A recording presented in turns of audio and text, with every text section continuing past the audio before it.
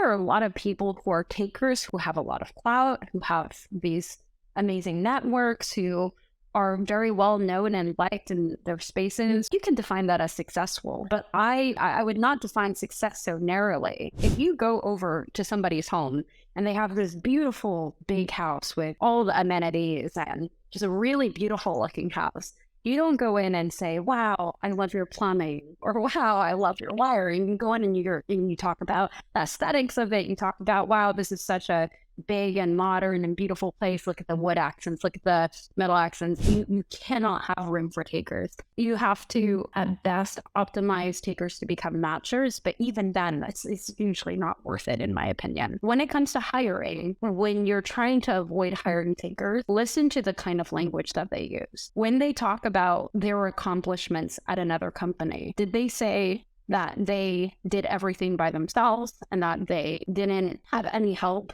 Do they prop themselves up as the person who was kind of the mastermind behind all these other things?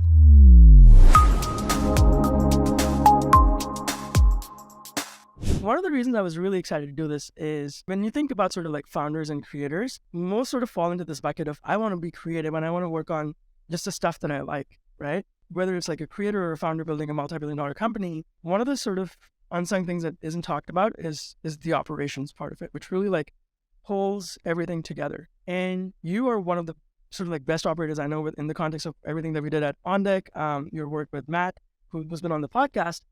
And when it comes to operations, again, like founders and creators don't really care that much about it, right? One of the things that I was thinking about from our pre-conversation was, even if I look at what I want to do in the next 10 years, it's how do I play this infinite game of taking ideas that are in my head and executing them creatively without worrying about sort of like the operation and stuff. And the thing is, I can do that, but you know what happens when someone does that, which is if you don't have operations, things will just collapse, right? So for creators and founders that are listening, can you contextualize actually the importance of operations and why we're even like spending so much time on this, because and why it's important? It's such a good question. The way I like to think about operations is thinking about what it means to have a really nice home. So for example, if you go over to somebody's home and they have this beautiful big house with, all the amenities and just a really beautiful looking house, you don't go in and say, wow, I love your plumbing, or wow, I love your wiring. You go in and you talk about the aesthetics of it. You talk about, wow, this is such a big and modern and beautiful place. Look at the wood accents, look at the metal accents. And I'm sort of revealing the kind of house I like through this analogy. But the last thing you really think about saying is, oh my gosh, your plumbing is exquisite, or wow, look at these electric wirings, or wow, your insulation in this house is amazing. And I think the reason that I bring this analogy up is that, operations is very similar to the plumbing, the electricity, the wiring, the insulation, because the house is not livable, no matter how beautiful it is, if you don't have those things. I think somebody would rather live in a modest home with all of those things working properly than living in this giant mansion with none of those things or broken things. And as you know, those are also often the things that are the most expensive to maintain and to fix if they are wrong, or if something breaks or something goes bad, right? So in a lot of ways, for founders and creators or whoever is building anything, you have to have a very solid foundation, meaning it's not just the rock that you're building your house on, so to speak, but also the plumbing, the electricity, the wiring, the insulation, and so on. And I think operations forms those things. You can't have the beautiful home without those essential components. I also like to think of, a human's hierarchy of needs. You have to have food and shelter and clothing and water and all of those things, and then you can have the rest of the stuff. Well, so many people try to jump to the part where they're successful and wealthy and well-off and famous, but you can't have that unless you have your basic components first. And similarly, when you're building anything, like you can take it all the way back to first principles. When you build anything, you have to have a solid foundation. You have to make sure that your needs are met. And I think that operations basically encapsulates all of the things that are necessary in order for you to be able to think big and stretch and grow and not have the house crumble while you're doing so. And when people are, when I even like first thought of operations, right? Like my first instinct is let's build a Notion board or let's do Trello. It's sort of like the tactical side of it. But one of the insights that I remember learning from you when we were at OnDeck was it first starts with the person. So can you talk about the importance of actually starting with the person first and not jumping straight away to like tools and tactics? Sure. So I think long story short, you don't have a company if you don't have people. And what I mean by that is it doesn't mean that you have to have lots and lots and lots of people, but I do think that if you want to build something truly exquisite and extraordinary, it takes a team, it takes a village to do so. And the only way you can have these people on board with you is either if they feel very cared for, or they feel like they can benefit from the relationship, or both. You know, the best leaders figure out a way to trigger both. And the reason that both matter is because if you make someone feel like they can benefit from the situation, that's nice, but that's very transactional. And the danger with that is that you risk finding people that are takers or matchers. You know, Adam Grant has this book called Give and Take that I love. And if you find those people that are very transactional in the way that they interact with you or other people, they're not going to be there for you during the hardest times. And as you know, building anything worth building has these peaks and these valleys, and you want somebody who's going to stick through all of that. Similarly, if you find people who care deeply because you make them feel really good, that's awesome. But I think that means you've won a friend. And you want somebody who's going to say, I have a desire to make something bigger than me, and I have a desire to do this with people that I really love. So I think both go hand in hand. And the way that you get the best people to work with you and follow you from place to place to place is by really investing in them and caring about them, by taking the time to get to know them, and by genuinely giving a damn about them, right? And only then do you have the building block for people that are really, hopefully they're smart, they're ambitious, they're talented, and they actually care, and they're going to go with you through the peaks and the valleys. You can't have a solidly run organization that executes constantly and at a high bar and well, unless they feel like there's a reason for them to do that. Talented, smart, ambitious people are not going to tolerate bad behavior. They're not going to sit around and tolerate somebody who's going to treat them like lesser than, or like they're a dispensable number, right? And frankly, most of them can probably go off and do just fine at any other job or any other place, or they might even start their own thing. So you really, have to give them the reason to see that the best place they can be is working with you. So you can't have operations unless you take care of the people first. So meta question on this, whether it's in terms of like hiring or once someone has joined your team, how do you operationalize these two concepts of caring and the benefit part? When I started my first company, I was 19, and I didn't hire my first person until I was 21. And during that conversation, I remember talking to this person. She and I were already really good friends in college. We both went to USC together, and we were both in the same class, and we spent a lot of time with each other already. And so it became this no-brainer that I should bring her on to my team because we already cared for each other. We liked each other, and she was smart and very, very capable, a much better musician than I was. It was a music business, right? But the conversation that she and I had, which set the precedent for every person I hired after, was this is more than just a paycheck. And I want you to know that you can probably earn more money somewhere else. You would probably qualify to teach at whatever school or whatever. But like, if you're here because you believe in what we're doing. And what we're doing is this. And then I would explain the mission to her, which was at that time, it was to bring joy through music for people of all walks of life. And so I use this example because I think during the hiring process, it's important to assess out the why behind a person's intent and being there. I also think it's important to find examples, right?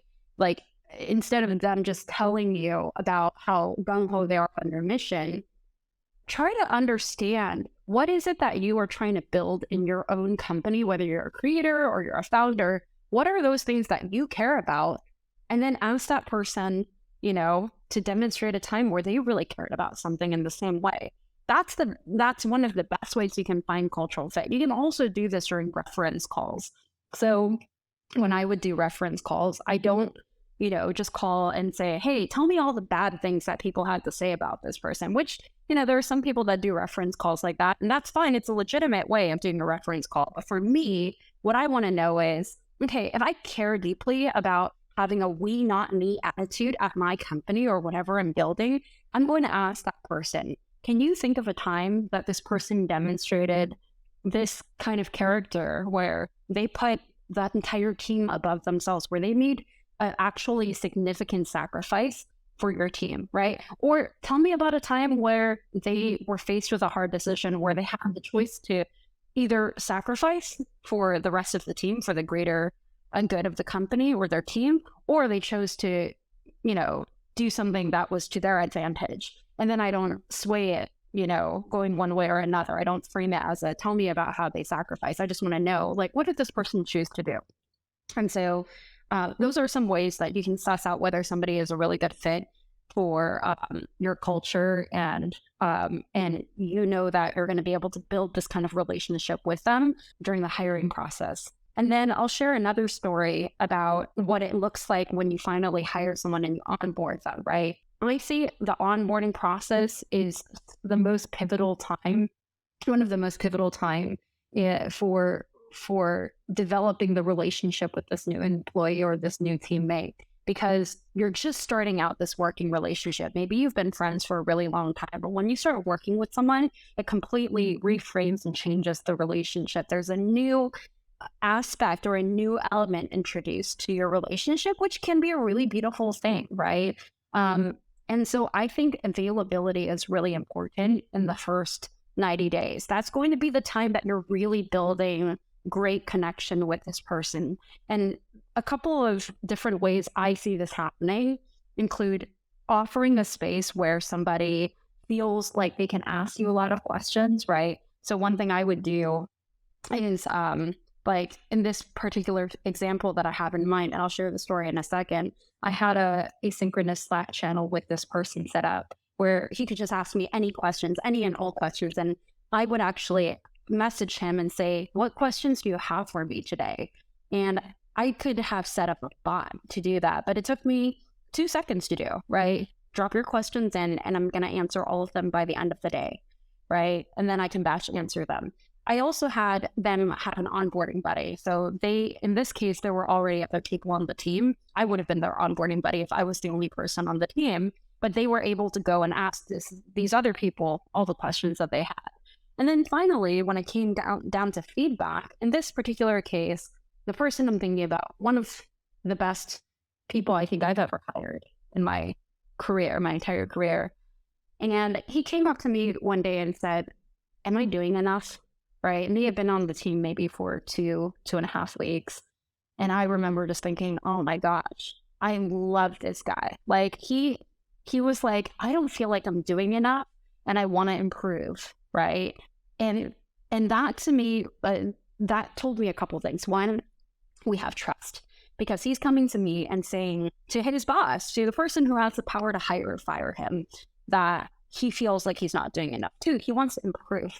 I care about people that constantly want to do better and be better, not only for, themselves or for me, but for the entire team, for everybody that's depending on them. And then, 3, he wanted really concrete, tangible steps. So when somebody does that, I think some managers could be like, oh, what a lost cause. This person can't just do it on their own. I have to get involved. Well, guess what? When you hire someone, you have to get involved. That's just part of the job, right? If you don't want to do that, bring somebody on who's going to do that for you, or don't bring people, don't build a company. And the thing is, even if you bring somebody on to do it for you, just know that person that you have doing that is going to be the person the new employee trusts, not you. You can't outsource something like that. So in this case, this person, going back to the story, he says, am I doing enough? I don't feel like I'm doing enough. And here are the things that that worry me. And I wrote back and I basically told them, yeah, like, I think you're going at about 80% of what you can do. And here are the different ways, here are the different questions you can ask yourself. And in this case, this person was quite young. And I basically said, look, this isn't college anymore where somebody is going to assign you homework and you have to study for a quiz or whatever. You have to ask yourself, what is the next thing I can do to be helpful to my team? How can I sacrifice something in order to make life easier for everyone else? And the beauty behind this word sacrifice, I think people have the notion that you have to stay up really late and like work super long hours to be considered like as that you're sacrificing something. But the beautiful thing when you have a culture and a team like this is that everybody is doing this for the rest of the team, and it actually makes your life easier. And so if everybody has this mentality and nobody on the team is a taker and everybody there wants to genuinely help everyone around them, that's when you have a really solid team. And in this case, I think, Sachit, you know the launch team like this, I think that was generally speaking the culture of the people that were there. And we were like 20, 30 people in one quarter. So it was not like there was a significant amount of time to build this over a long period. But it was like hiring all these people at the same time and then going from there was a lot. So I told them, what can you do to help other people? How can you volunteer? How can you jump in? You know, I want to see initiative. And this goes into this concept of bias towards action, which I'm very passionate about. The concept of bias towards action basically says, how can I get something done in the next 30 minutes, right? But I think even more powerful than that, and something that I challenge every operator I talk to, and even every founder and creator I talk to, because I think the most effective people have this already, is how can I get this done before anybody even asks me to do this? That means you are becoming attentive and predicting the needs of the people around you. And you just take that initiative and you say, this is what I'm going to do, right? That's the mark of a true leader. That's the mark of somebody who is going to be highly effective. That is the mark of somebody that's going to be an amazing operator. And those are sort of the tactics that you can, use, or the things that you can think about when it comes to, the onboarding process. One of the things that you also mentioned in here was that the right person, they're not takers, right? So, and I'm glad you mentioned sort of like Adam Grant's framework of like givers and takers. The same thing there, like how would you, when you're hiring, what can you do to like make sure that the person that you don't bring on ends up being a taker and they're just only looking out for themselves? Especially when people are really good at telling stories and narratives and all those different things. There are a couple of different ways I think you can make sure you're not hiring takers. Obviously, it's not foolproof. There are always going to be people that are really good at faking it. And so that's why, regardless of the hiring process, you have to be okay with letting people go quickly as soon as you sense it, because it is like a toxic poison that will spoil the entire well as soon as they enter. You cannot have room for takers. You have to, at best, optimize takers to become matchers, but even then, it's usually not worth it, in my opinion. So when it comes to hiring, when you're trying to avoid hiring takers, listen to the kind of language that they use. When they talk about their accomplishments at another company, did they say that they did everything by themselves and that they didn't have any help? Was it the case that they talk badly about other people on their team? Do they prop themselves up as the person who was kind of the mastermind behind all these other things, right? Look for how their work experience looks like too. I think sometimes people that are takers can have these crazy work histories where they're just jumping from place to place, like month after month, right? And I think that can sometimes be optimizing for, positioning, right? And then moving on, positioning and moving on. And then honestly, I think it's a matter of understanding how they interact with people who are maybe perceived as lesser than to them. Are they really good about talking as and we did this together and it was a team effort when it comes to their equals and peers or people that are ranked higher than them? Or can they do that also with younger people? Can they say, I honestly really relied on the help of these amazing interns that were there, or these like really fresh out of college kids. And like we all got together, and they were honestly the ones that were super smart and just like executed on all of these things. Can they talk about their projects that way? Can they talk about times that they have failed?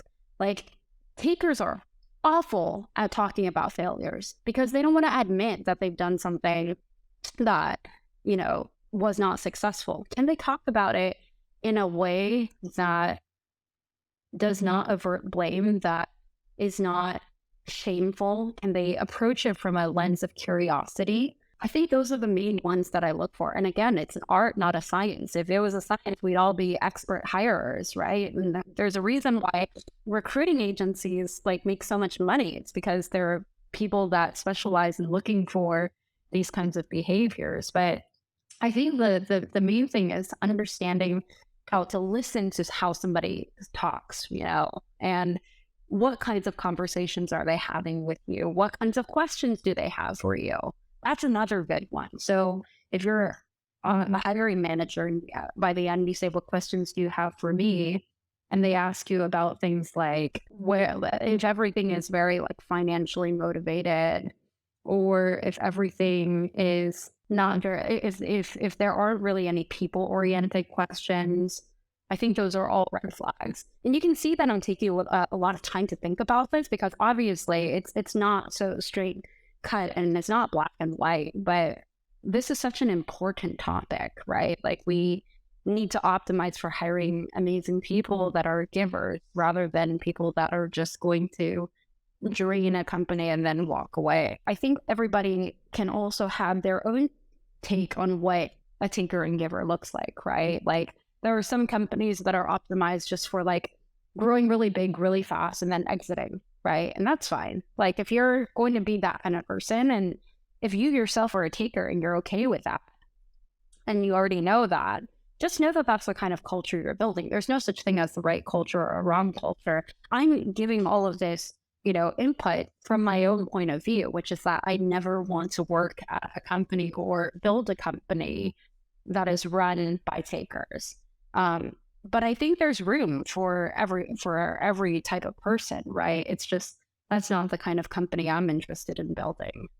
So, and I think to add to that, it also doesn't, because this is something I've realized over sort of like last few years, which is if someone's a taker or someone's doing something wrong or whatever in their company, even though like we're like, oh, like that person should not be successful, they're still successful, right? So this also doesn't reflect on success, because you can be a taker and still be really successful. It's, as you said, it's about building the kind of company you want. And in that sense, I want to say something to that effect. And that is, I think it really depends on what you mean by successful and how you define successful. There are a lot of people who are takers who are very financially well off, who have a lot of clout, who have these amazing networks, who are very well known and liked in their spaces or whatever, right? You can define that as successful. But I, for example, I would not define success so narrowly. I don't think for me personally, if somebody has done something to wrong somebody, where they have a lot of, skeletons in their closet, as they ascend the path towards, this version of success, I don't consider that successful at all, because at the end of the day, you still have those skeletons in your closet. So again, it really depends on how you define it. And it depends on whether you're optimizing for short-term gains, right? A finite game, or if you're thinking long-term, because people don't forget how you make them feel. People don't forget the things you do. People will cheer for you until it becomes more sexy to root for your demise. That's something people have to think about. Yeah, and definitely like when I said successful, I meant sort of like the outwardly successful part of it. And the thing I was getting at there was in a lot of sense, in a sense that when you're thinking about this, companies end up being a reflection of the founder or the creator psychology, right? Because whatever values they have get reflected within their own company. So can you talk about the importance of CEO psychology? And when you're working with a CEO or a founder, what are some of the tools and tactics you recommend they use in that sort of like zone? Yeah, yeah, founder psychology, man. It's really funny because, my job as a coach is part tactical in the sense that we talk about real business problems and we work through ideas and I serve as sort of the sounding board, but that's only part of coaching. There's this whole other thing that usually comes out once my coachees and I have built a really good relationship where it really becomes about their psychology, not only as a leader, but as a parent, as a spouse, as a partner, as a friend. Like it really comes out. And the reason for that is it turns out you are the same person wherever you go, whether you're at work or you're at home or you're out with friends or whatever, right? And so the way that you behave translates in one way or another to the work that you do. So I sometimes get coaches who are amazing, uh, at business, and they're really great at leading products and they're able to close deals like crazy, but they're largely burned out and unhappy. And when we kind of unpack why, at first they think it's a business problem. They think that, it's their team, or they think that something is just stressful and they can't sleep at night. And then when you really think about it, and when we really unpack those layers and peel that onion, they start realizing, oh, I can see I'm a micromanager, or, oh, I don't do enough praise, or I don't celebrate my team enough. And then when we unpack why, it can go to some really personal places really quickly. It can be, my mom never praised me when I was growing up. My dad never thought anything was good enough.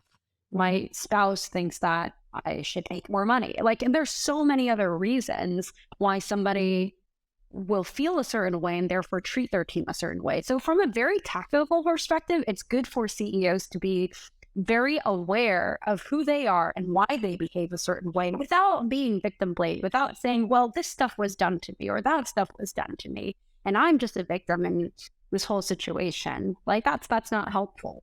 But what is helpful is, wow, I've had the self-awareness to understand that I don't value people the way that I should be, and I don't treat them with respect or like they're an indispensable part of my team because I was never treated that way, or I have issues around whatever. And usually by that time I'll recommend that they go and see a professional therapist, right? I think that's important. I think everybody should be in therapy, right?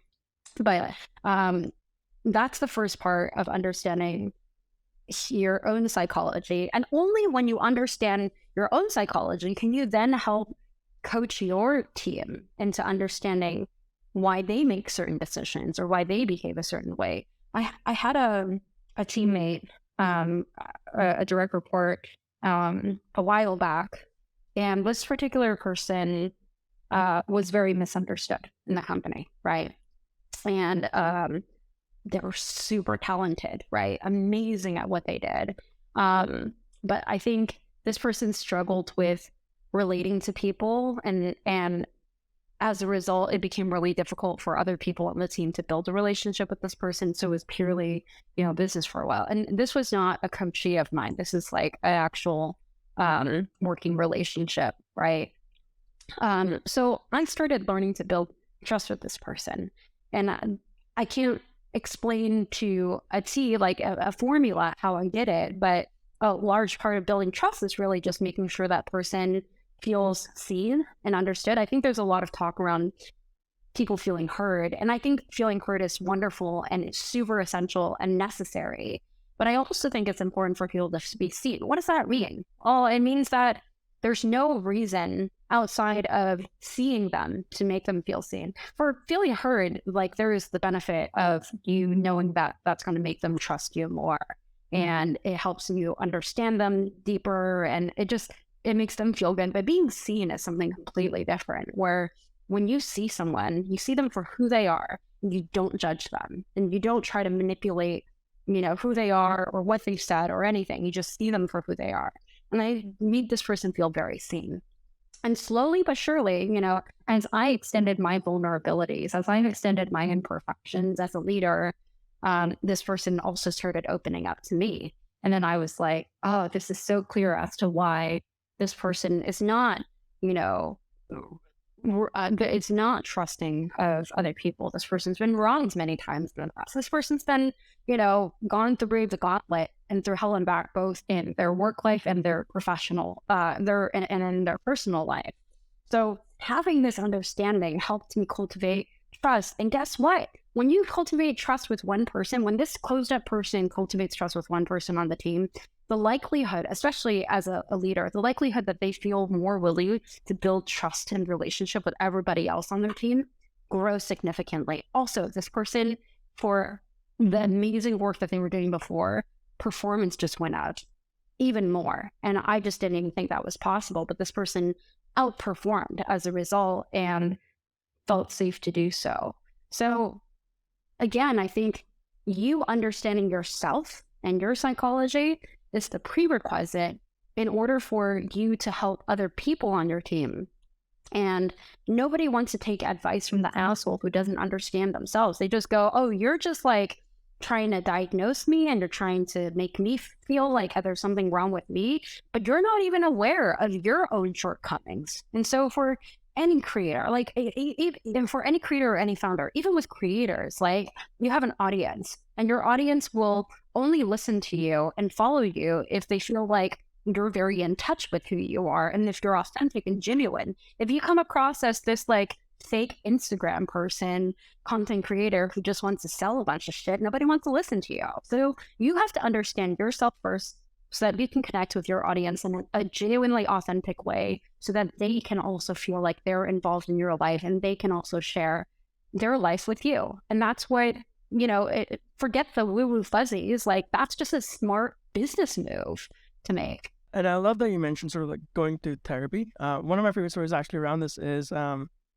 there's a show, Actors Roundtable, and I'm blanking on his name. It's the guy who played Magic Johnson in the HBO documentary on the Lakers.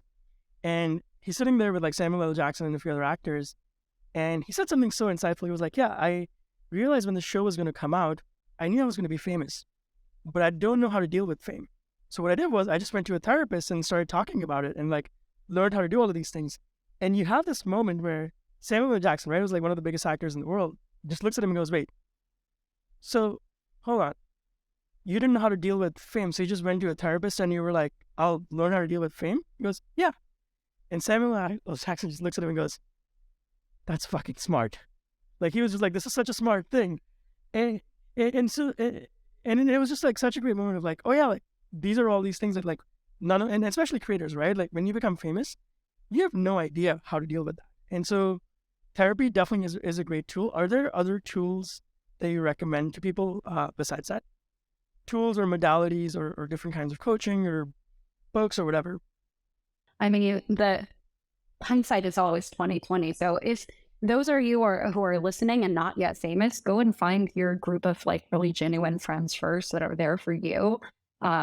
Because as you know, once you have fame or you're financially successful, people will want to be around you, maybe not always for the right reason. So establish your core group right now, right? The therapy note is such an interesting one because I think the other reason why, Samuel L. Jackson thought this was really fucking smart is because the therapist is not going to try to pander to you a certain way, the way that some of your friends or acquaintances will. They are a licensed therapist that is there to listen and help you process your emotions. And they don't care if your net worth is $10 or $100 million or $10 billion, right? They're there to work with you, help process with you. And they're not like a therapist who will be, truly professional will maintain that kind of relationship with you. So in that sense, you actually get advice from an objective third party. So advice from an objective third party, making friends with people before you become somebody and remembering who those people are for you when you get to that point.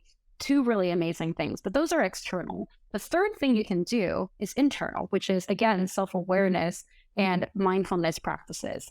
I think when people feel anxious and they don't know how to deal with fame or they don't know what to do because their company is taking off, a lot of this is because there's a lot of external pressure. And there was a lot of pressure around doing more and chasing a high. And that is a very finite mindset, right? It's like, oh, you have to do the next thing and be more extreme, right? Not to use a not safe for work kind of analogy, but I think this is very similar to the porn industry, where you have people that start out and they're immatures and like they get their big break, whatever, but the market is so saturated with, sex workers and porn stars that you have to continue to do more and more and more extreme things, and be willing to do things that you're not necessarily comfortable into doing, that you told yourself in the beginning you would not do, in order to remain relevant. And so very similar to that, I think it's important for founders and creators to not fall into the toxic and damaging loop of just doing more and more because the fans say so, and you're doing things that are not genuine to you. You have to maintain a sense of who you are and what you care about. And remember that you're living for you and not for anyone else, right? That is actually going to be the thing that differentiates you from many people, because you are living a life that is truly authentic to you. It's not manufactured for someone else to consume. So if we think about the best musicians and the best artists, they were constantly changing. Like Picasso changed the way that he painted and drew like a million times because he didn't want people to ever predict what he was going to do. You look at, Michelin star chefs, they go and change their menu, or they like scrap things altogether and start over something new. You look at musicians who have changed their sound and the kind of music they make over time. You look at, actors who decide to, move out of one genre into the other. Matthew McConaughey is probably the first name that comes to mind, who went from rom-coms to doing more serious, acting work. And so very similarly, the third way in order to deal with this kind of stuff is remember who you're doing it for. You can remember by practicing mindfulness. You can remember by meditating on stoic concepts like memento mori. You're going to die one day, right? Don't, put your hopes and dreams and the passions, all of these things are really helpful in you remaining grounded on who you are, so that you're not living a life that is for someone else. You're doing it for you. Well, one of the things I love doing is collecting testimonials. And yes, it's great for marketing, but I've realized like in the times when it's like testing or trying, they're really good to look at, to like remind yourself of like why you're doing things and the good things that you're doing. So let's switch gears a bit now into, so let's say I'm a founder or a creator, I'm listening to this, I'm convinced on operations, right? How do you actually make it happen? And I remember one of the sort of like emails that we had before we started recording, because I feel like you have this like instinct and intuition to it, but you're talking about something very general, and you just went, yeah, I wanted to like connect with people. So I like sent like X amount of emails and did this and did like 200 calls or whatever in 2 weeks or 3 weeks. So actually first question before we jump into that is, how much process is too much process? And when should a founder actually start thinking about and creating processes and not go into sort of over-engineering something that isn't even working? How do you think about that? Great question. I am not going to try to reinvent the wheel here. I think Claire Hughes Johnson, the COO of Stripe, had the best sort of framework for thinking about this. And she probably got it from someone, or maybe she invented it. I don't know. But in her new book, Scaling People, Claire talks about how at Stripe they never had more than 5 processes for any given team to remember at any time. And the reason for capping it as size is because if you have too many processes, nobody's going to follow them. There's too much stuff to remember. And the other beauty behind capping it doesn't have to be 5 for you or your company, it can be whatever, but being really intentional about capping it is helpful because it really forces you to ask the why behind the process, right? You don't want to restrain your team to, arbitrary bureaucratic red tape, especially if your team is early and building really fast, or you found, some traction and now you're trying to really pour fuel onto the fire. I think that's it's too early when you're pre-product market fit to have a lot of process. That being said, if you have no process or no frameworks, I should say, framework versus process, just as a side caveat, I think of frameworks as a little bit more flexible and general rules of thumb, whereas process to me is more like a list of how-tos, right? With tangible steps. I think if you're so early on and you have no frameworks in place, you end up risking compromising your team and compromising the efforts, right? That you're trying to make towards hitting product market fit or creating a really great product as a creator. And Claire says in her book that if you have a game and there are no rules, then people are going to get hurt. And so that's the reason that you need, some kind of framework in place. So for early stage company, I would recommend being extremely methodical on how you approach answering questions in pursuit of product market fit. So again, like Goggin, I'm not going to reinvent the wheel, but Goggin Beyond wrote a really amazing post on First Round's blog around the minimum viable test. And that is a great example of a framework that you can use early on as a founder to remain very disciplined in how you are vetting your ideas and how you're killing them or how you're deciding to go. It's not just based on gut feeling, right? And it's a great way to learn a lot about your customers and about your desired product that you're building, right? So early stage frameworks are great. Once you hit product market fit and you're scaling, that's when you really need processes in place, like actual, a little bit more bureaucracy, unfortunately, just because as a lot of things are happening and as you're scaling really fast, people are going to get hurt if you don't have rules in place. It's also one of those cases where once you grow beyond 50 to 100 people, people need that kind of structure in order to know how to behave in the company. It also means that, your culture is informed by these processes that you're putting. And hopefully by that time, you have a better idea of the company you want to create and what kind of culture you want there to be. What was the second part of the question? You had talked about like how to think about processes. What was the second part? I was going to get to that. So I took a detour sort of like why it's important. And I love that sort of like distinction between process versus framework. So let's say you're working with, or you're coaching a CEO, or maybe like working in a company, and they have the sort of like frameworks. Then they find product market fit and they start adding people, right? Like they go to like 4 or 5 people, 10 people or whatever. And maybe you can like share some examples from either like stuff you did at On Deck or your work with Matt. At that point, how do you think about like starting to build the sort of like operational side or operational framework for the company? Like what's the like tactical like 30, 60, 90 day thing that happens, or the strategies that you use? Yeah, the 30, 60, 90 day is going to be hard because it's going to be different from like company to company, right? Like you're not going to have the same 30, 60, 90 days for a hard tech company that's launching a rocket to the, outer space versus like a SaaS product. So we won't go there. I think it's really important to make sure that your team understands what the mission and objectives are before you even do anything else.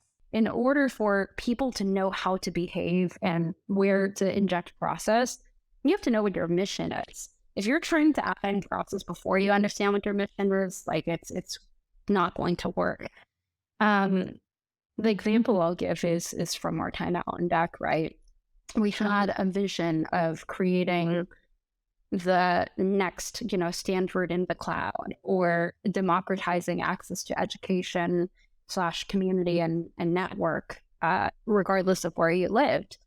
And so my job, right, was to help build the process around launching all these fellowships. But I didn't know that was my job. Like I think Brandon, my manager, was like, we're going to launch all these fellowships. That's your job now. He didn't say build a process around it. He just said go forth and launch, right? Of which ODP on the podcast was one of them. So I took a step back and was like, okay, this is a really big goal. How am I going to accomplish this goal? And hopefully, of course, the goal is informed by the objective, which is informed by the vision, which is informed by the mission. Like there is a hierarchy that has to happen. And preferably this happens once you found product market fit. But in my case, I was just handed, something to do. They said, this is your mission, right? All right, this is my mission. It's tied to the larger company mission. And I quickly saw there's no way that we could do this with a small number of people. So the minute you start introducing people, right, or the minute you know that there's something that has to be replicated, those are usually good signs for a process that has to be put in place. So we had something on deck called PEMDAS that the launch team built and that I oversaw. And PEMDAS was basically like this huge checklist of all the things that had to happen in order for a fellowship to launch. You remember PEMDAS, Sachit, because you used it to launch OVP. And it started, all the way from the very beginning when a program director joined all the way to when we launched the fellowship and a little bit after that. The other kind of sign for adding process in is if things have to be done in a very tight timeline. So as I talk about PEMDAS, it reminds me that some program directors had 12 weeks to go from joining a company to launching a profitable, is essentially a product, like an arm of a business or, where they were the CEO of their fellowship. That's kind of how it was framed at the time. And so, if there has to be stuff that's done really quickly, you have very little space for error, and you have very little room to deviate from what's already being done, right? And program directors can have, in this case, they have their own kind of flexibility to adapt as they needed it. But what was important was writing everything down so that they knew, oh, here are the steps I didn't even think of, right? Because I'm joining a new company and I don't even, know all the people on the team and who I'm supposed to interact with whom for what. And so that also became a really great sign that we need a process in place. And then finally, just in terms of hiring discipline, I think having processes tells you, oh, this is the amount of work that somebody is expected to do. Here are all the things that need to be done. And let's, go and give them, this number of people that they need in order to run their programs and or like to build their products. And so from a hiring standpoint, I think process, that's also a good, practice when you're hiring a lot of people and you need to know what the headcount should look like. So those are a couple of things I would look out for when it comes to knowing when to implement process. And then in terms of the how, it's the question I always ask myself is what needs to be true in order for this to be true? So if you want Y to be true, what is the X that has to happen? So in this particular story, if I wanted to launch 20 fellowships, what has to be true in order for me to launch one fellowship? In order for me to launch one fellowship, what are the different moving parts? And so I made it a team effort where I wrote to every single head in the leadership team, and I said, I need you to send me a list of all of the things that you need that you do to be involved with the program director when launching a fellowship, right? And not only is that good for the program director who is now going to understand that that is what, that is a resource there and available for them, but it's also great for you because now you have a point of contact with each person and you don't actually have to go and do a bunch of one-on-ones in order to meet all the new people. Like they already know that you're kind of the go-to person and they know how to interact with you, right? So collecting all of that information took several weeks because it was this hairy, audacious, a lot of moving parts. Trying to figure out the order was also really difficult, but there's a lot of long nights and organizing all the information. And in the very end, it worked, right? We launched 20 fellowships using PEMDAS, probably more actually, but 20 while I was there. One of the interesting things when I'm thinking about PEMDAS is, and I'm sort of relating to this concept that Matt talks about, which is really finding your zone of genius.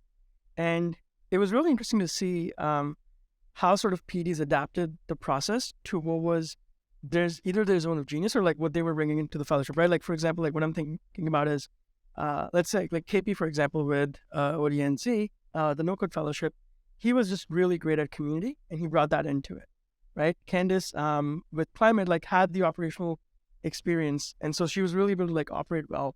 I came in more with probably more of the expertise in podcasting and that fellowship than a lot of different other ones. And so when you're designing this process, how do you think about sort of like the adaptability of it based on the person or the people with, including like team members that are part of the process?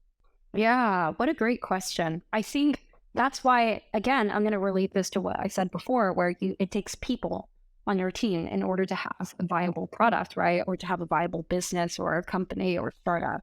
I think in this case, when we talk about PDs, program directors, they were in a lot of ways the CEO of their own fellowship, right? And it's not like a PD was launching on their own. They were launching with a team to support them, right? Or in most cases, one person that was the operations person. And so processes are and frameworks are great in that they're flexible and they don't assign specific roles to people. It's your job to take the process and figure out how to divvy up the work. And so, in KP's case, he was so good at community. And so I never had to worry about whether he was going to fill his fellowship or not. But as a result, he was not necessarily, he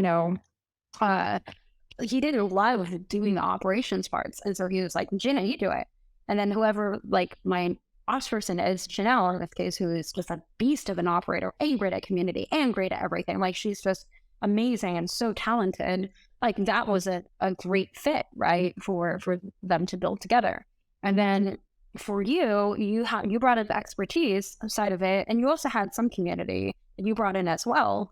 But you didn't love the operations part of it. So we're like, all right, Nancy's really good at this, so let's have her do that. And again, she was awesome at it, and she was on top of it, and she, did the parts that you weren't energized by doing. And hopefully when you're assembling a team, you like look for people who are energized by those things. So look for the people who love talking to people, who love putting processes together. I mean, Nancy co-wrote PEMDAS. So, that if that says anything about how geared someone is to tackle operational components or not, like, it was great. The final thing about this, again, going back to people make up your team, and so you have to take care of people, is you have to make sure that they don't feel like this is bitch work or that their work is not important, right? In the cases where I would see program directors and operations people not get along is whenever operations people felt like they were doing grunt work that was not valuable or useful, right? And so it really comes down to how that person communicates, how the PD would communicate with the operations person. Are they really a team? Like, or are you just, hiring basically a glorified assistant to do work for you? Like that dynamic would determine whether people got along or not, right? Are you my peer and equal, or are you somebody who I expect to just do work for me? And that will change, the outcome. So I once had a really amazing person I worked with, and she did all sorts of work, from really important work to more menial kind of work and everything in between. And she always did it with an amazing attitude.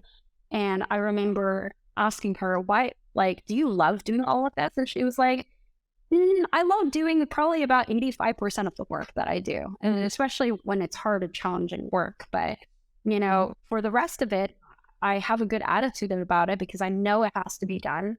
I know it's important for the company. It's the plumbing of the company. It doesn't work, and the house doesn't stand if I don't do these things. And so I know, because you, Regina, have made me feel like this is really important work, and it's the stuff that allows us to continue and persist. And you've made that clear to me week in and week out during our one-on-one. So yes, I'll do that work, and I love it, right? I love it because I love this team. Yeah, it's like care about the person, but also have respect for what they're doing, because whether it's an EA or a different role, it all is important. And this question is for probably like all the creators that are listening, because I know my creators and they don't usually like doing operations. In fact, when I've seen some of the stuff that Nancy and I worked together after on deck and she helped us build, creators are just literally like jaws on the floor in terms of the way we like systemize certain things. And so let's say I'm a creator and I'm looking for sort of like that operating partner, right? You went through sort of like that transition from, I think, chief of staff to CEO yourself, and then you've also facilitated this transition of, I think, EA to chief of staff to CEO for certain other people. Can you break down sort of what is the differences in these roles? And if I'm a creator, how do I understand which role to bring in? Or if I want to have someone go from the other, like how do you even think about that? Great question. So typically, I'm not going to break it down from title to title because I think titles are pretty arbitrary. I've met some incredibly shitty, C-suite people that are like not organized. I've also met some really amazingly talented executive assistants who like, could easily have been an amazing, COO, right? Like so let's ignore titles for a second. Let's just talk about the different stages of an operator. So when someone is starting out and they're kind of learning the ropes, I would consider that entry level. So this person is really good at taking tasks that are already spelled out for them. You give them a task, you tell them how to do it, and they go and they do it, right? That's level one, and that's pretty entry level. That's pretty junior. And I don't think there's anything wrong with that. I think everybody has to go through that at a certain point, like especially if you're early on in your career or you've just pivoted into, startups or whatever. Like if you've changed careers, you're starting from the beginning, you're learning again. People that move past this level into level two are people who can start taking on tasks without being told how to do them. They're resourceful. They know how to think critically. They know how to use resources like Google or ChatGPT to look up how to do something. And so that becomes the next level. This person is now still being handed tasks, but they can figure out how to do it on their own. If they don't know how to do it, they'll search for it. And the person they work with doesn't have to teach them how to do it because they know that it's going to get done. That's level two. Congratulations, you graduated. Level three is when you start taking on tasks that are not necessarily clear cut and spelled out, as in like you could type an answer, like type a question into Google or ChatGPT, and it won't give you a direct, here's how you do everything step by step. It's usually involving a bigger project with more moving parts versus one task start to finish. And that person will now have to start piecing things together, using critical thinking and trying to assess what is in the company's best interest and how can I prioritize accordingly? How can I, make sure that I'm balancing my tasks well? That's level three, where you start taking on projects, right? Level four is when the person that you're working with can just hand you a project and then say, here's like a project or here's an initiative. You figure out what the actual goal is here and like what, the other way around, like a person hands you a goal and they say, here's the goal. You figure out what the project is and how to get there. And that is like the next step of an operator. So if the goal is, hey, this is a really shitty goal, by the way, but if we, for the sake of the argument, like our goal is to raise a Series A by summer. Okay, what has to be true in order to raise Series A? You have to go and do that thinking now. Okay, well, what do our metrics look like? What do our financials look like? What is our, it's usually numbers based. And so, and by the way, as a caveat, as you see like each level going on, we're on level 4 and with every level, this person has to have access to more and more information. So it also depends on how much information you want to share with them. By level 4, if you're telling them, here's a goal, go forth and do this thing, you have to be willing to trust them with the numbers. Like, let's say, hey, our goal is to raise a Series A, $20 million, let's say, $10 to $20 million. You have to be able to tell them, hey, these are where our numbers are. Here's our revenue. Here's our P&L. And here's like what needs to happen. That's a lot of trust. So again, it takes time for people to get to that point, right? But that's level 4. Now you have a goal. Now you have to figure out how to get there. And I think you've really made it when even before the person you're working with thinks about it, you're able to see the needs of the company. You're able to forecast it. Very similar to bias towards action, but bias towards action is really task oriented. And I'm talking about vision oriented or strategy oriented. You're thinking way ahead. You're going, hey, we're in 2023 right now. For 2024, mid-year to end of year, we have this thing is going to happen, or this technology is going to be in a certain place. We need to start aligning, the pieces to get there. I know this incredible chief of staff. She's probably the best chief of staff I've ever met in my life. And she's the chief of staff to someone I coach, but she works in a heavily regulated field. And when she first started out, I would say she started out at a level 3, where she didn't have to be taught what to do. She could look things up. And that's what really made her a great chief of staff. She was able to go and like search for how to do something. And so her exec could just tell her, hey, here's something we need to get done. She'll go, okay. And she'll go and do it. Right. But, this chief of staff was so good because she started taking over strategy. She started taking over planning. She started looking long term. And she was like, I love this company. I want to be here for years. And this is like where I see the regulatory kind of landscape going. So now we have to start thinking about strategy and planning, and I have to get everybody else on the same page. I mean, and when I talked to this, exec who sees her, like this person was not threatened by their chief of staff at all. This person said, hell, if in 2 years, this person is still doing this and is doing it even better, I would happily give up my C-suite role for this person because they're probably better at that role. I mean, that is infinite thinking. That is somebody who doesn't see it as zero sum. That is somebody who is like, there's something else out there for me. And this is like an amazing move for this chief of staff, and everybody wins. So those are the different tiers. I would say for operators, I need to write that into a write-up actually, because it just kind of lives in my brain right now while we're recording this. And then I think in terms of creators and founders, especially for your audience, all these creators who are so creative and love doing stuff, but they hate the operations part of it, you have to create an environment where that's possible. That means you have to be so clear on your mission. You have to be so clear on the trajectory. You have to be so clear on explaining to people, what needs to be done and why. Only when you're super good at that can you hire people that can operate and do the rest, right? Because they're going to see something that you have that they don't necessarily have, which is clear vision. Operators, sometimes just want to do the execution part. They don't want to, necessarily think, unless you're like on level 5, like where they're already, thinking ahead before you. Like hiring somebody that fits into like level 3 is like really, really, really solid. They're also going to be expensive. So that's something to consider, right? You can't expect these amazing, talented operators to come cheap. So things to consider. If I'm a founder or creator listening to this is actually, I think this is the same question asked in 2 different ways. So feel free to answer in whichever way you like or both. If I'm a founder or a creator listening to this, you mentioned the importance of the environment, right? How can I create the environment to both hire and bring in and sort of have the evolution of this person from, let's say, like level 1 to 4? And then if you're an operator listening, how can an operator go from level 1 to 4? Sort of what are like mindsets or tools or tactics that they can use to have that evolution? Yeah, these are really good questions, Sachit. They're really excellent. I think for operators, I'm going to talk from the operator lens first because that's, what we were just most recently on.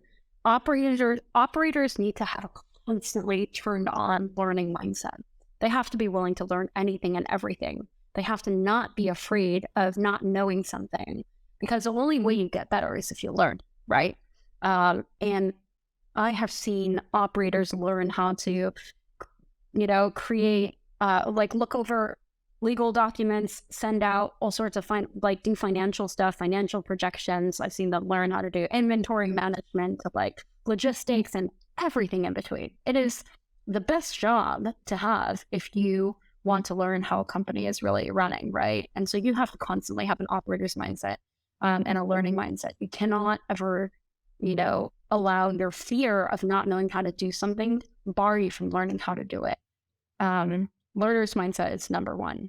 I think on the reverse, for creators and founders who are trying to hire and retain this kind of talent, you have to make it okay for them to constantly be learning.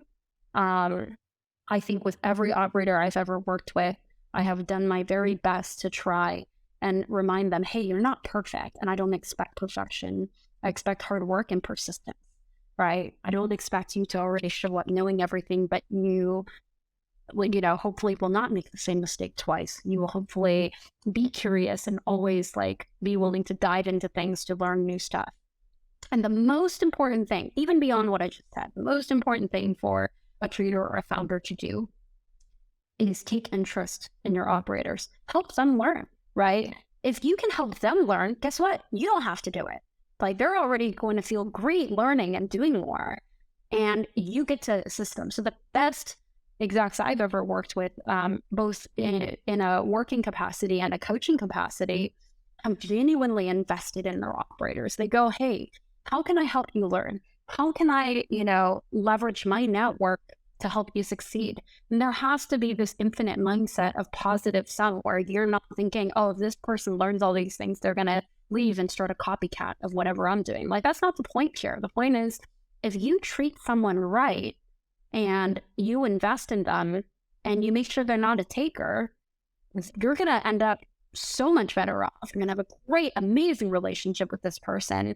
This person is going to go on to do amazing things. You have to be willing to understand that they're not going to be working with you forever. And so you might as well set them up for the best success possible so that they understand that they benefited from their time working with you, and you get to walk away from that, relationship as friends. I think that's so important. But you should never be a founder who, or a creator who only sees them as dispensable, or sees them as replaceable, or sees them as cheap talent, or sees them as whatever. And you have to be willing to invest in them, not because you want returns from it for your business, but the first and foremost reason that you are investing in them is because you genuinely care for them. You ask them how they're doing. You ask them how their life is. You ask them, are they learning? You ask them about where they want to be in their career. You make and you don't give them all the work to do that. You basically say, hey, there's this person in my network who I think would be an amazing mentor for you. And I already asked them, and I reached out to them, and I said, there's this amazing talent. Would you like to have mentoring, with this person? You don't make them go, oh, well, I know these amazing people, but you're not important enough for them to rub elbows with you, so you can't be around them. And that's the number one way to make talented operators quit. So it is by not fully including them, right? And one of the hacks, it's not even a hack, but it sounds, I'm just using that word honestly, is whenever I bring in someone in that role, I find the best course for that position. And I just go, okay, I bought this course for you. Here, go through it. And also, can you teach me? Because one, it shows them that you care, but also it tells you if the person is actually interested in learning. And whenever I've done that, the operator person has come back with this was amazing, because you're showing you're investing in that learning right off the bat. 100%. 100%. I couldn't agree enough. There was a coachee that I had who originally coaching was just for them. And the chief of staff joined a little bit later. And this coachee went out of their way to say, would you go and talk to my new chief of staff? And would you, share your tips and your learnings with this person? And I know I wasn't the only person that this coachee approached to set up these relationships. So within this new chief of staff's first couple of weeks, they managed to meet all of the people, or many people, who this exec cared about, so that this chief of staff had an avenue of support and could learn from any of us. And that's the kind of care that wins loyalty, that transcends any company or any project or any initiative. These people will follow you anywhere you go because they know that you invested in them, and they're going to invest in you as a result. So let's say I've brought in someone right at one of these levels, and I'll just sort of throw out some concepts. I want to kind of learn on how to actually make this happen. So there's concepts like shadowing, tactical empathy, all these different things. So if a founder creator has brought in this person now, what does that 30, 60, 90 day look like? And maybe it's not even that, in terms of getting that person up to speed so that they can become the best operator working with you. So you've already mentioned a couple of really good practices that I think have a lot of merit. So the first one, of course, the concept of shadowing is basically having your new hire learn how you think, behave, and act, right? I think that's really appropriate for, operation operations type folks. I also think it's great if you're making a hire who is tasked with, running a specific department or whatever. I think it's great for them to sit and like watch how you do things. But I think you have to go the step further by making sure that you do open up an avenue for them to ask great questions. So as I mentioned earlier in the podcast, having that asynchronous Slack channel where they can ask any and all questions is really important. Having an onboarding buddy, if possible, somebody that's been there a little bit longer than they have, is really helpful. And I would actually, argue that if a person has been around for, three weeks, I think that person already knows a lot more than the new person coming in, and therefore they can work together to onboard this new person. So it doesn't have to be somebody who's been with the company for 6 months to 12 months or like longer, right? It can be really short. So an onboarding buddy, an async channel, having that person watch how you work. And I think it's important to mention, in this environment where we have a lot more hybrid work situations or remote work situations, shadowing can feel like a really daunting sort of experiment where it's like, how do you follow somebody around all day and watch them work if you're not in the same location? Well, the good news is instead of shadowing, you can do what, we would call co-working sessions, where during the first, several weeks, you just sit down with this person and the two of you like work together silently. And that means you like share a screen, you explain the processes that you're doing, and then that person can ask questions. I would avoid doing co-working time that is unstructured. So I've seen co-working sessions where a person just comes online and then they share their screen and they're answering a bunch of emails. And there's some merit to that if you expect like an EA, for example, to answer emails, according to your voice or whatever. But good EAs and operators and chief of staffs and so on will learn even just by reading, like, for example, when I was a chief of staff, I learned how to write like my boss by, just reading a lot of his emails and learning that he put double spaces after periods and learning that he liked using the word therefore and so on and so forth, right? But I didn't have to sit there and actually watch him write emails in order to learn all these things. And so I think all of those are valuable tactics. I think, again, during that onboarding phase, investing in developing a relationship with that person is important. So if I were to start a company and it was new and I was bringing on my first employee and I knew that we were going to work together in a really, really close, tight capacity, I would try to make some kind of effort to see that in person for a couple days at least, just to bond. And the purpose of that is not necessarily to get them to work harder or be more dedicated to the company. That's a nice added bonus. But I think the purpose is to get to know each other as deeply as human beings. So there was actually someone who I brought onto my team, and they we both lived in different places, but we met in a kind of middle common ground place, and we spent 3 days together. And we did do work things, obviously. We worked together, we sat in the same space, and it didn't have to be a long time, but we did really fun things together. We did extracurriculars together. We went out for food. We had mutual friends, and so we went and hung out with them. And it was generally speaking, like an environment that fostered trust between the two of us as human beings. And this person got to see how I was as a human being, not just as their boss or as their manager or whatever, or the leader of a company. It's just, they saw me for who I was, me. They got to see how I interacted with my husband. They got to see the things I cared about. I got to have, pillow talk with them and ask them like at night, hey, what are the things you care about? And the kind of conversations that I think happen really organically when you're in person. So the good news here is you don't have to spend 90 days in person with your new hire. But I think even just having a small stint is a really nice to have for like a weekend where, let's say you cover their childcare, you spend time with them, you have like a loose itinerary of things that you both have in common that you'd like to do together. And then you also make time for these personal, deep conversations of like, what is it that you want in life? What is it that you care about? Just tell me, how you can see our company doing better. Tell me how you can see me doing better. How about you? And I have these things that I want for you based on the things that you care about.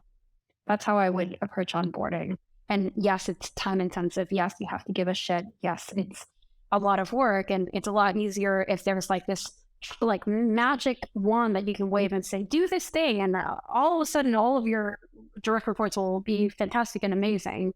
But it does take effort and time and energy and attention. But as a result, you have loyalty for life from some of the smartest people you'll ever work with. And as a follow-up to that, this is a question from my friend Zion, who was very excited that I was interviewing you. So let's say you're doing all these things, right? And especially if you're a creator who like doesn't really know how to operate, or you're not really like looking at feedback and all of these things. How do you know that someone is on track or not, so that you don't end up sort of like having this thing where you check in 30 days later or 45 days later and the person hasn't absorbed anything?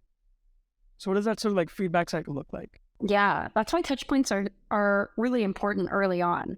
I try to give my, my new hires feedback within the first several days that they're there. Feedback doesn't imply that somebody has done something gravely wrong. Feedback is just your take from where you're sitting on a situation that involves another person and how they are performing or what they're doing. So, if, for example, I brought someone on and they were meeting my expectations about 80% of the time, meaning they did all the things that I assigned them to do, but maybe they were moving a little bit slower. Maybe, I messaged that on Slack and they don't get back to me until over 24 hours later. These are all things that you can communicate, right, early on, and provide feedback. You should never go more than a week, and a week even feels long, for like early hires in terms of like how they're performing and how they're doing. And a lot of these conversations will organically come up, which is the nicest part. You don't have to force it to happen when you have constant check-ins. If you're having one-on-ones with them and you're checking in on their progress, where you're assessing how they're feeling, where you say, okay, let's sit down and come up with a game plan for how you're going to succeed in this role. Let's talk about, our email cadence or Slack cadence, whatever. Like, there's always going to be points of improvement where you can say, hey, I love that you've just like really gone heads down and like are doing all sorts of stuff, and it's only your first week. I just wanted to share with you that, for our company, because we make changes so often and so quickly, I think it's really important for us to have a cadence where we're communicating frequently and quickly, and you're not just disappearing for an entire day, because the chances of something changing in that 24 hours that you're disappeared are pretty high. And as a result, I don't want you doing a bunch of work that, is thrown away because we couldn't reach you. So what is a way that we can come up with a solution together so that we can have more constant contact? And would a daily stand-up in the morning before all of our meetings be a good touch point for us to like get updated? Is it a matter of, using Slack more often? Is there, a preferred method by which you want us to communicate? Or are you okay with us using this channel to work together? And they'll, they're in their first week, they'll be receptive to feedback, hopefully. And if they're not, that's a good red flag for you to let go quickly. But chances I will say, oh my gosh, I'm so sorry. I just like, this last company I worked at, they were really, really big on just like getting as much work done and talking less and doing more. And so I just went deep work. And so I'm still learning how to work in this new environment. Thank you for letting me know, right? And you can even say, hey, what are the things I can do, in your opinion, to help facilitate that communication? Or like, I would love to, be on the same page with you. So what are some things you think I could do? And that forces them to think about what it's like to be in your shoes working with them. And that overall cultivates a lot of tactical empathy. What I love is so much of this comes to just creating that trust and like actually caring about the person. It really is that simple. I know it doesn't sound revolutionary or anything, but that's really all it is. Can you care about people and relationships? I'll bring this sort of like to the thing that we started with, which is sort of like this like radical crazy idea that I have, and I'd be curious to hear your thoughts on this. When I look at sort of like the journey of creators, right? One of the patterns I've identified is a creator will start something. It takes like 1 to 3 years to make it successful. And when it starts getting to that point, they're like, all right, I'm done. And they'll kind of like move on to the next thing and burn that thing down because that's the evolution of their creator journey, right? And so if someone's a creator and sort of like has that kind of a mindset, can they actually start bringing in this sort of like operator kind of person, establish the trust, establish the care, so that when they want to move on to the next thing, instead of burning it down, basically sort of the operator can take over and then run that thing. And you can almost play this infinite game of doing more and more creative projects. But when you're moving on to the next ones, you're not burning down whatever you've done because you've built the team or you have the operator to actually run and handle that.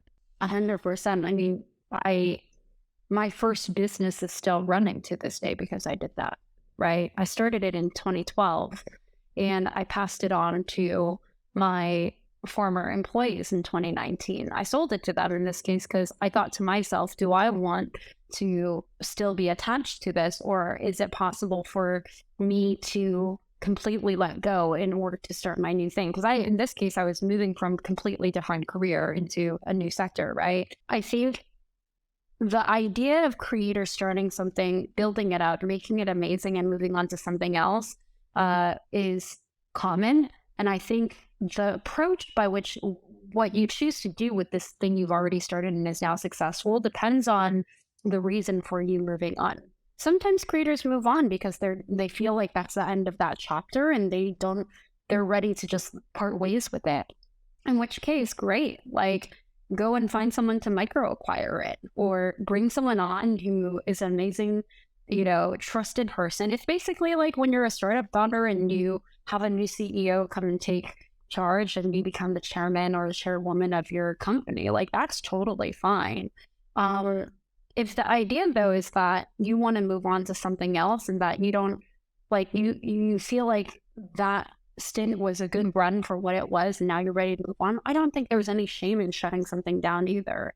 Because again, shutting something down and perceiving it from a negative lens implies that you should never let go of things that are amazing and great, right? Like, and for what purpose? To accumulate more? Like, what is the purpose of holding on to it? Now, if it's really like, I created this amazing community of people who genuinely care about each other and care about this thing that I've created, I don't want to leave them behind, and I want someone to keep running it because I'm passionate about this, that I'm ready to be a participant in this community rather than leader of this community, great, keep it alive. But if it's like, I made something great for what it was, I think it's time to wind it down. I don't know if there's somebody who I know today who I trust to, take over. I think it's okay to walk away from it. Because again, like, what has to be true? Again, it's always that question. What has to be true in order for someone to properly take over? You have to have deep trust with it. If you think you have to have deep trust with, people you hire, you have to have deep trust with people that take over. That's one thing. You have to still be willing to have your foot in that door, which can be really hard for some people. Like, some people want to have a clean break and they don't think it's possible to move into a new stage of their life if they still have a foot through that door. You have to be still in some ways invested in that person and their success, because here's the danger. If you have someone take over and you don't actually really care about the community or about the product or whatever, you risk becoming a transactional relationship with this person that's taken over. And just like it's really hard to build trust, it's easy to break it. In this case, you've built trust with this person, and it's really easy to break it if you get upset and you blame them for the company not doing as well, or the community is taking a different direction from you. It's really hard. You have to be ready to kind of give it a life of its own if you're going to pass it on to someone else. So, Which again goes down to the psychology of like learning to let go. learning to let go, learning that the best thing that you're ever going to start is not the thing that you're working on now, which sounds so crazy for a lot of creators and for a lot of founders. It's like, what are you talking about? I spend all my hours, all my waking hours thinking about this, working on this, breathing it, eating it, sleeping it. And yeah, that's amazing. And I'm not saying that the thing you're working on is not great right now. It is. But I'm saying that in order to pursue the great and to continue this fight, there has to be a mission that you're living for. And it never stops. You just keep going, right? You're always going to do something greater. And if you think the thing that you're working on is the greatest thing now, you've essentially capped yourself on how amazing you can be. I also think it's one of these things where people should never be afraid of approaching and learning new things. Like in my own career, I started off as a music teacher, then I ran a music school, then it became the best music school in Southern California. And then I gave it all up to do what? To go into tech? Like that was crazy. And then I started a wedding vendor CRM business and then taught myself how to code and then got a job in operations. Like, and it felt weird being 27 and an intern again, working with like 20-year-old kids, right? But I was willing to do it because I was willing to reinvent myself. And then I didn't even know what the chief of staff role was when I applied for the job. I just was told that I would be a really good one. And I learned about it. Like I read voraciously about it until I learned what it was. Then I didn't know what a CEO's responsibilities were. I didn't even know what coaching really was. And now I'm a coach. So you can't be afraid of burning something and going to something new, especially if you're ready for something new. And now people ask me, Regina, why are you going into direct to consumer like space? Why are you doing CPGs, consumer packaged goods? Like that's crazy. You're trading out bits for atoms again. And I just say, well, people look crazy until they're not, right? And then people go, I always knew that you were going to be able to, succeed in this realm. No, you didn't. You couldn't have known that I was going to because I did it. So, life is all about learning and getting better and making relationships along the way and collecting really good stories so you have a cool eulogy when you die. Yeah. I love how all your answers are setting up like so nicely for the next question. We could keep on going on this, but we'll sort of bring this to a close. The thing I always like ending with is what are you most excited for in the next 1 or 3 or 5 years or whatever timeline you think about it in? What am I most excited for in what way? In my life or in general, the world? Yeah, it could be in terms of like what you're working on, the world or whatever. Because you mentioned the CPG company. I didn't know if that was public, so I know that's part of it. Yeah. So I am currently working on 2 things. I'm still coaching full-time right now. And I have this amazing small group of coaches that I work with, and that's been really fulfilling for me. So I found, I think, something that falls into my zone of genius because I'm helping these people build tactical empathy and learn about themselves and also make really great tactical business decisions as a result of knowing themselves very well. So I'm still doing that. But I started another company back in February, and it's a company called Secret Sauce, where we're the first online platform that and marketplace that basically curates all of the best sauces from small batch sauce makers and restaurateurs around the world.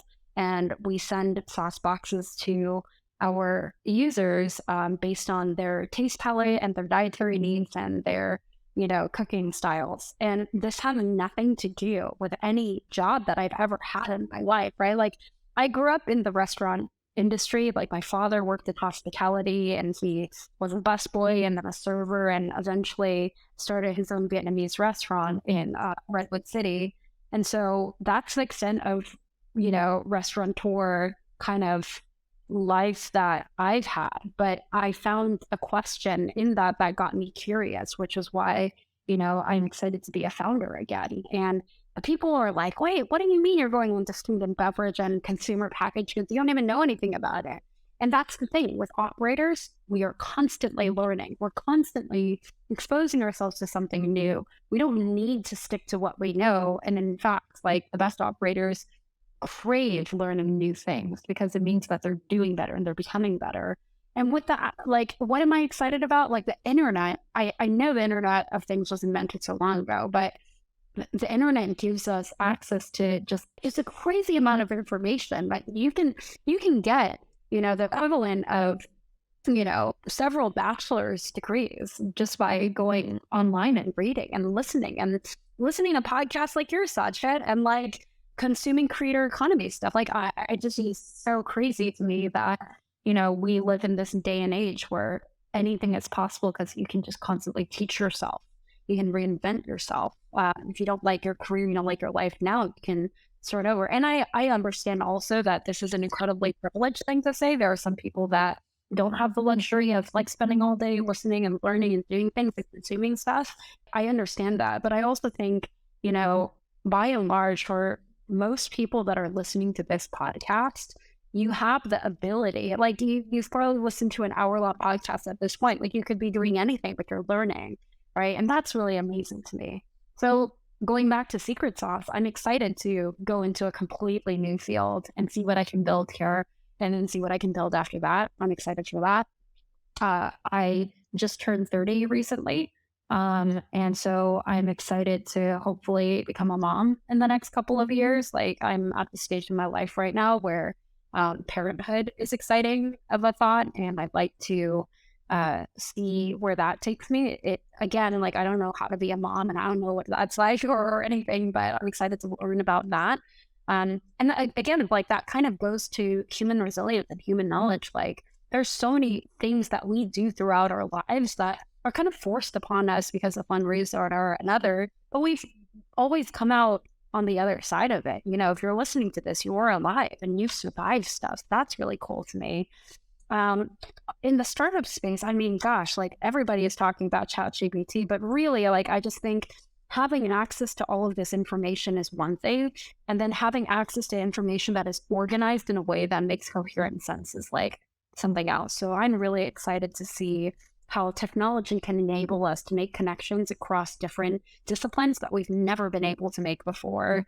I'm excited that there is a product that basically has infinite knowledge and like infinite human knowledge, things that have already been recorded, but has the ability, theoretically speaking, has infinite memory to make connections across all of the different disciplines that we otherwise would not be. It's basically Rome Research or Obsidian on steroids. I'm excited for the innovation of, this technology basically being able to produce full-on web apps, which basically means non-technical founders and creators are able to have access to a level playing field of making technology without needing a technical co-founder. I'm excited for that. And I'm excited for a world where I think ultimately, access to information is getting more and more democratized day by day, where and this is not just information that you're consuming, but also, the kinds of products that you're exposed to. Direct to consumer was not nearly as big of a thing, like, I mean, even 10 years ago, right? Like if you think 15 years back, the concept of buying something online was scary for people, right? So now as creators, we get to have exposure to this whole new audience, and we don't need to go and, sell ourselves to like these multi-billion-dollar corporations in order to get something off the ground anymore. So I'm excited for that. Gosh, I'm excited about so many things. I'm excited for bootstrapped businesses. I think that this whole SVB thing recently has really woken, and then also the market in general has woken people up to the fact that if you're taking venture money from like a tier one investor, they're going to expect like a $50 billion outcome, in order to make the returns make sense for their funds, which is totally fine. And like, that's great, but majority of us are not going to be building $50 billion IPO companies. And I don't know that it's healthy for a majority of people to do that. So in a world where there's so much technology and so much information available and so many people that want to just do and create things, I'm excited to see people start prioritizing profitability and building products that actually work and last versus like these fast companies that are built and then fizzle out like 10 years later because of one reason or another. So all of those things are exciting. I'm excited about, the progress of technology. So my husband, is a software engineer and he works for a company called Zatara, and they do battery testing and modeling.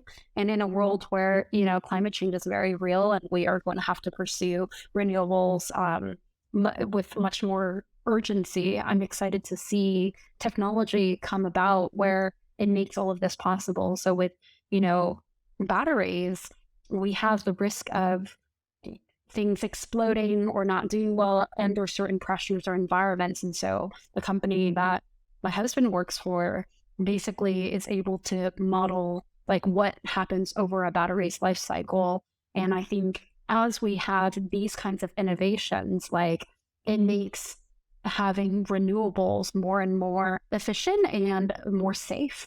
And I think the more we move towards that, the better chance we have as a species. So, I'm excited to see what these smart people with all this information, with like the ability to create amazing products and have like the larger scope of humanity kind of in mind, what they can do to make really amazing products. Yeah, I think especially that combination we said with like the bootstrap companies where you can do what you want and sort of chat GPT and AI. I really think like the next 10 years, like there's been this whole thing of execution is more important than ideas and all of those things. I think the next 10 years could be the age of the ideas people, because now you can actually go from idea to full-fledged product to like something completely built with just AI. And I think that's going to be really magical when people explore that. Yeah, I mostly agree with that. As an operator, I need to say that you still have to execute in some ways, but execution has now definitely become a lot easier compared to what it was before. I agree with that. Yes. And if people want to dig in more, the website is coachingfounder.com. I love all the resources that you have there. Anywhere else you want to shout out or want people to go if they have any questions, if they want to reach out to you afterwards? Yeah, they can connect with me on LinkedIn at Regina Gerbeaux, Gerbeaux. Just send a note that you found me through the podcast, and happy to connect in that medium. And yeah, like you can follow me on Twitter. I will be posting more things that are sauce related and also coaching related on there. And in general, just what it's like to create a company again as, a third time founder. So Can people buy the sauces yet, or is that not public yet? it's still in alpha right now, but I'm working on a website. Eventually, the domain that is reserved is getsauces.com, but it's not up yet. I have a secret tally form that is floating around on the internet somewhere. So if you message me for it, yes, you can actually order a sauce box. I will send you the link. But I just had this influx of orders that I have to fulfill. And so it's a good problem to have. But yes, if you hunt me down, I will send you a form, and you can, be one of the first people to say you got a sauce box in the earliest days of Secret Sauce before it becomes a big company. Cool. Message Regina for the sauces. Also just thank Lucas, Sabrina, and David for all the research that we did before this. And thank you so much for coming on. Thanks for having me.